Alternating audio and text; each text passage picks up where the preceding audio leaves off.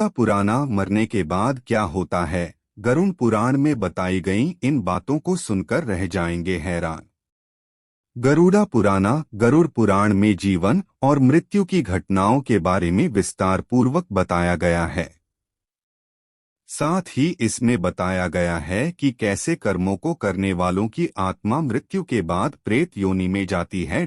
गरुड़ पुराण ऐसा ग्रंथ है जिसमें जन्म, मृत्यु, पुनर्जन्म, कर्म, आत्मा, पाप पुण्य, नीति नियम, धर्म और ज्ञान से संबंधित बातें बताया गया है। साथ ही इसमें मृत्यु पश्चात आत्मा के मनुष्य योनि और प्रेत योनि में जाने के बारे में भी बताया गया है कि आखिर किन कर्मों के बाद आत्मा प्रेत योनि में जाती है। प्रेत योनि क्या है?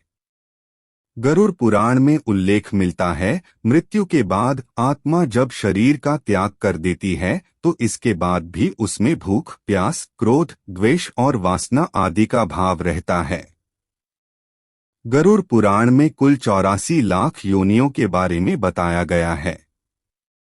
इसमें पशु योनि, पक्षी योनि, वृक्ष योनि, कीड़े मकोड़े की योनि और मनुष्य योनि आदि होते हैं।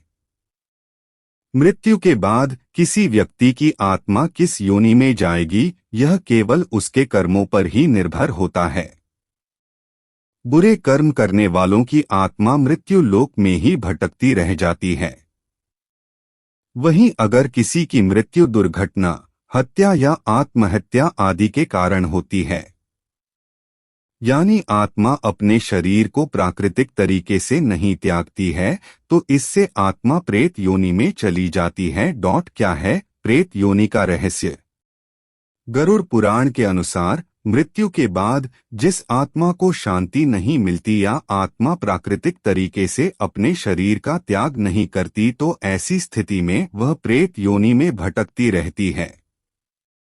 इसलिए शास्त्रों में मृत्यु के बाद मृतक के पिंडदान और श्राद्ध के बारे में बताया गया है। नियमानुसार पिंडदान और श्राद्ध करने से पितरों की आत्मा को शांति प्रदान होती है।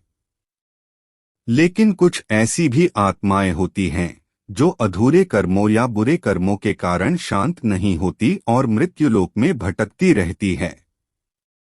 ऐसी प्रेत आत्माएं अन्य लोगों को किसी न किसी रूप में परेशान करती हैं। इसे हम आम बोलचाल में भूत, पिशाच या राक्षस आदि का नाम दे देते हैं।